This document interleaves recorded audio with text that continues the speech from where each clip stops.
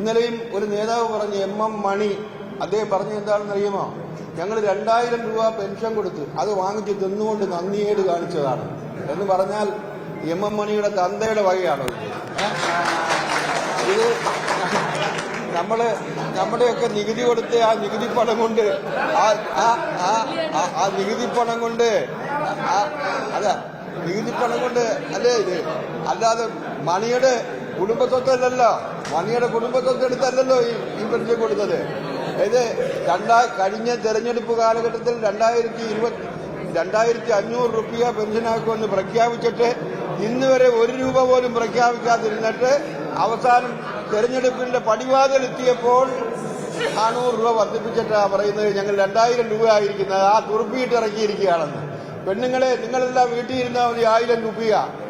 ഞങ്ങൾ നേതാക്കന്മാർ ഭാരവുമായി വരുന്നുണ്ട്.